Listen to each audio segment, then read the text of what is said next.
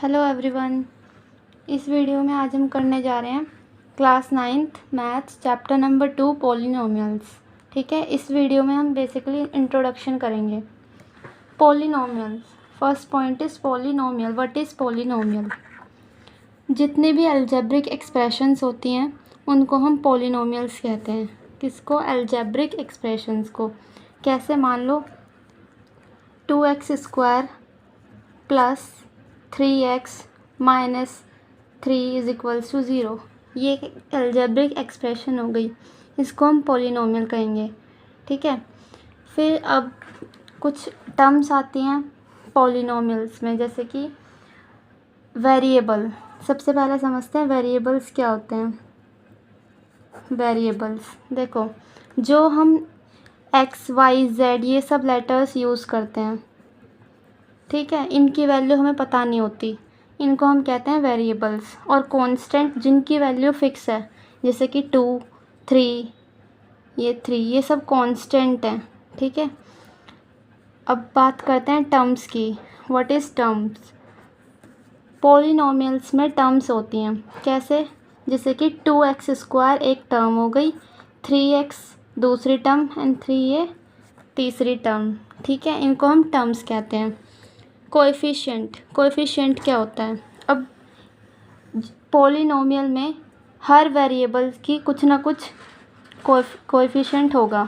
जैसे इसमें मान लो आपसे कोएफिशिएंट पूछ लिया जाए, इस इक्वेशन में x² का कोएफिशिएंट क्या है, तो कोएफिशिएंट उसके हम नंबर को कहेंगे, जैसे कि ये कांस्टेंट वैल्यू जो है 2, क्या है इसका कोएफिशिएंट?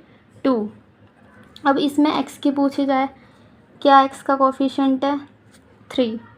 ठीक है, अब बात करते हैं ज़ीरो पॉलिनोमियल्स की। What is zero polynomial?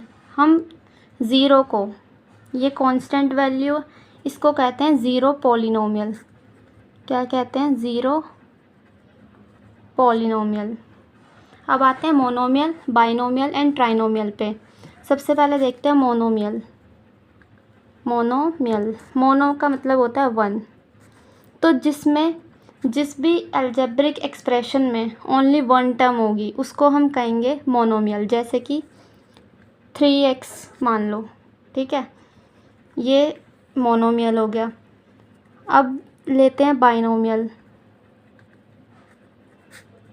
By का मतलब 2, जिसमें 2 टर्म्स हो, जैसे कि 3x² प्लस 2x, ये ले लो, ये बाइनोमियल। बात करते हैं ट्राइनोमियल की। ट्राई मीन्स 3, जिसमें 3 टर्म्स हों। कैसे? 2x² प्लस 5x प्लस 2, ये trinomial. Degree of a polynomial. अब आते हैं डिग्री क्या होती है पॉलिनोमियल की। जो भी वेरिएबल की हाईएस्ट पावर हो उसको हम डिग्री कहते हैं। जैसे कि ये एक पॉलिनोमियल है, इसमें वेरिएबल की हाईएस्ट पावर क्या है? 2, तो इस वेरिएबल की डिग्री क्या हो गई? 2। ठीक है, कोई और इक्वेशन ले लेते हैं। मान लो 5x³ प्लस 3x प्लस 2। ठीक है, तो इसमें क्या डिग्री हो गई?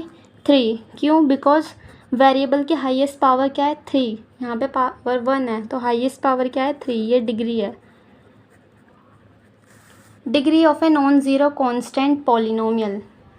अब कोई भी कांस्टेंट ले लो ज़ीरो के अलावा, जैसे कि 1, 2, 3, 4, कुछ भी, तो इसमें जो इसकी जो डिग्री होगी, ये मान लो ये, तो इसकी डिग्री क्या होगी? 0, क्योंकि यहाँ पर वेरिएबल क्या है? वेरिएबल की पावर 0 है, कुछ भी वेरिएबल नहीं लगाया हुआ, इट मीन्स वेरिएबल की पावर 0 है, इसलिए डिग्री क्या हो गई? 0। Thank you. ये था बेसिक सा इंट्रोडक्शन जो हमारे आगे एक्सरसाइज क्वेश्चंस करने में काम आने वाला है।